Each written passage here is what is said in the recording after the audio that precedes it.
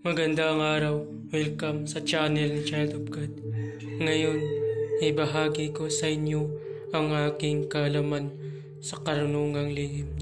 Narito, bendisyon sa tubig na ipapainom sa may sakit.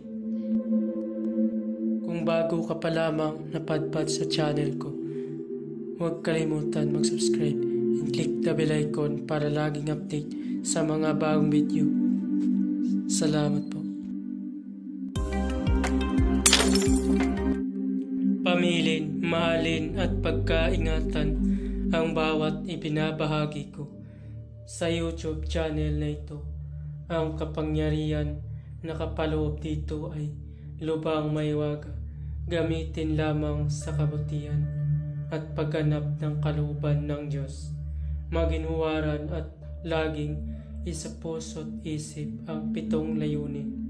Una, isabuhay ang 4 na gintong simulain. Makadiyos, makabayan, makatao, at makakalikasan. Pangalawa, isagawa ang pag-ibig sa Diyos, pananampalataya at pag-asa sa pamamagitan ng tiyaga.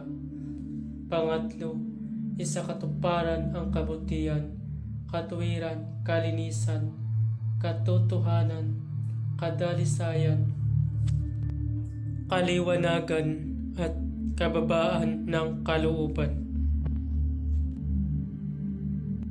Pangapat, ipagpalaganap ang pagkakaisa, pagmamahalan, pagtulong sa kapwa, pagmimisyon, paglilinis ng sarili at pagbabago na paunlad. Panglima, magkaroon ng pagagalangan, pagunawaan at pagmamahalan sa isa't isa bilang mga kapatid at kapwa-tao. Panganim, maging dakila sa isip, sa salita at gawa para sa Diyos, sa bayan at tao. Pangpito, ipagpatibay ang kautusan ng Diyos, tumulong sa pagpaunlad ng katawan ng bawat kasapi ng samahan, at tumupad sa dikain ng Diyos sa tao sa pamamagitan ng pagsunod sa mga layuning ito. Ang isang naghahanap sa Diyos ay makakasumpong sa Kanya at hindi pagkakaitan ng Kanyang liwanag. Pamamaraan, magtirik ng 3 kandilang puti at magdasal ng 3 Ama Namin, 3 Aba Ginoong Maria, 3 luwalhati at 3 sumasampalataya. Pagkatapos magdasal ay isunod ang orasyon. Pagkatapos usalin ang orasyon ng 3 beses sa isip ay iihip sa tubig na inuusalan ng orasyon para bendisyonan nito. Narito ang orasyon na pangpendisyon.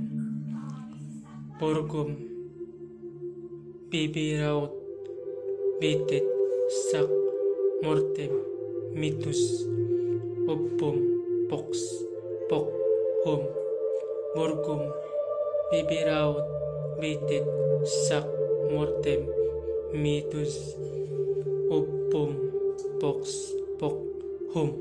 Usalin yan ng 3 beses at iihip sa tubig. Babala, ang lahat ng orasyon na aking ibinabahagi ay lubang makapangyarihan. Gamitin lamang sa mabuti. Kung sino man ang gumamit sa masama ay mayroong bad karma. Maaari maghirap habang buhay hanggang kamatayan.